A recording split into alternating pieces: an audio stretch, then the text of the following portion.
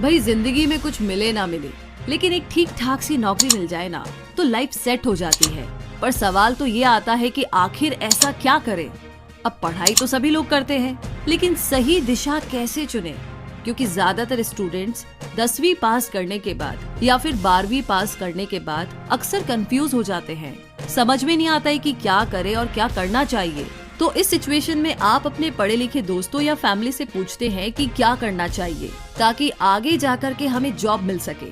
तो आपके दोस्त आपको कई प्रकार के कोर्सेज के बारे में बताते हैं, जिनमें से एक कोर्स काफी ज्यादा पॉपुलर है और वो है ITI कोर्स। इस कोर्स को आप 8वीं क्लास या फिर 10वीं और 12वीं पास करने के बाद में कर सकते हैं। तो आज हम इस वीडियो में आपको ITI की पूरी जानकारी देंगे कि ITI कोर्स क्या है, इसे करने से क्या फायदा मिलता है और ये कोर्स हमें कब करना चाहिए और क्यों करना चाहिए। तो अगर आप भी 8वीं क्लास से लेकर के 12वीं क्लास के बीच के स्टूडेंट हैं और आपको भी आगे ITI करना है, तो आज की हमारी ये वीडियो आपकी पूरी हेल्प करेगी। तो आइए अब जानते हैं कि ITI कोर्स क्या है।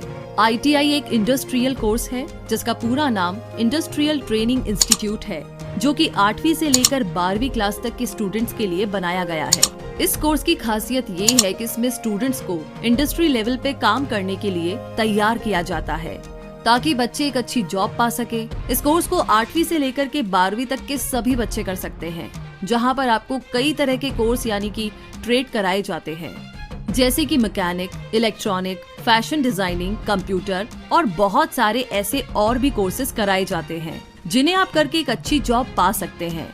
इस कोर्स को करने के काफी सारे फायदे हैं, तो आइए जान लेते हैं कि इसके एडवांटेज कौन कौन से हैं। इस कोर्स की खासियत ये है कि इसमें आपको थ्योरी के मुकाबले प्रैक्टिकल ट्रेनिंग ज्यादा दी जाती है ताकि बच्चों को अच्छे से समझ आए। ITI कोर्स को 8वीं से लेकर के 12वीं तक के सभी बच्चे कर सकते हैं। ITI कोर्स के लिए किसी भी तरह के किताबी ज्ञान या इंग्लिश ज्ञान का होना जरूरी नहीं है। ITI कोर्स के बाद आप डिप्लोमा सेकेंड ईयर में आसानी से एडमिशन ले सकते हैं। ITI में आपको 6 महीने, 1 साल और 2 साल तक के कोर्सेज मिलेंगे। अब आगे बात करते हैं कि ITI में कौन कौन से कोर्सेज हैं। तो ITI में आपको ना कई प्रकार के कोर्स या ट्रेड मिलते हैं। इसमें आपको नॉर्मली 2 तरह के ट्रेड मिलेंगे, एक इंजीनियरिंग और दूसरा नॉन इंजीनियरिंग ट्रेड। तो आप अपने हिसाब से सिलेक्शन के समय कोर्स को चुन सकते हैं।